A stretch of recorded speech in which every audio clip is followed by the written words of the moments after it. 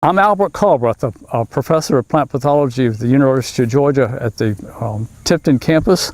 I work primarily with foliar fungal diseases of peanut and tomato spotted wilt virus of peanut. I've been here about 28 years. I got here shortly after tomato spotted wilt showed up. Spotted wilt and I have a long history. We've made tremendous progress dealing with that disease, but it's still around and still causes problems.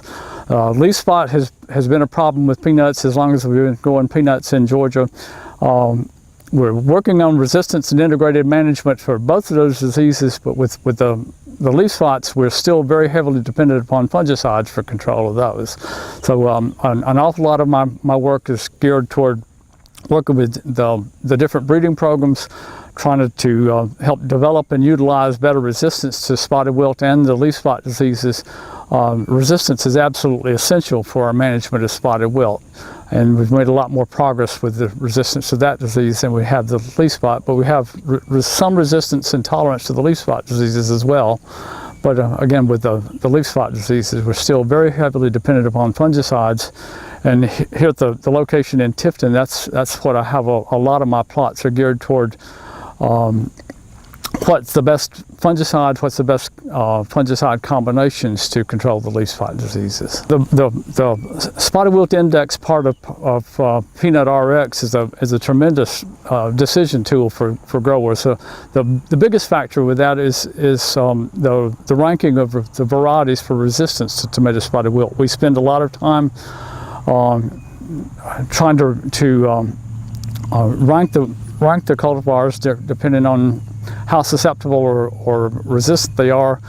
That's the primary thing. After that, things like planting date choice, and typically with tomato spotted wilt, the earlier you plant, the greater the risk of damage from spotted wilt. So if you're planting a more moderately resistant variety or a more susceptible variety, you would want to dodge an early planting. The Peanut RX would help with decisions like that. The other factors, things like plant population, you want a good population of evenly emerged and growing peanuts. That helps. We want to establish at least 3 seed per foot of row. Most growers shoot for even better than that, but we want at least that. So making sure your seeding rate is adequate to do that, but also the quality of seed and also a good seed treatment to go with that. So all of those come into play. Peanut RX can help with that. It also helps with information on deciding what to use as an at-plant insecticide.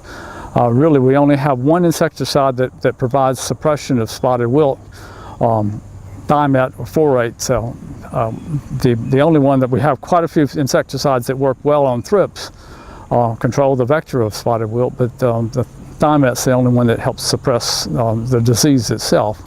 So those all come into play. Those are incorporated into the index, and the index also helps you look at the additive effects of the different factors. So if you start with a moderately resistant variety, plant in the lowest risk planting date, have a good population, use the insecticide that helps suppress the virus. It lets you know that whether you're doing all you can to help against tomato spotted wilt. We use Peanut RX for the other diseases too, and things like planting date are just the opposite for tomato spotted wilt and leaf spot. The earlier you plant, the higher the risk for tomato spotted wilt, but the lower risk of leaf spot. So if you have a low risk variety for tomato spotted wilt, we're using that to let growers know that you can plant earlier and dodge some of the leaf spot pressure. In fact, we have a test here that's part of the graduate research for one of my graduate students. So those type of things, putting together as much of a package as possible. Our work we're doing in plains, and we have a lot of the duplication there is here, primarily geared toward fungicide evaluations. What fungicide package can we put together that will give us the best control of leaf spot diseases, the most economic control. There's huge range of prices of the different fungicides.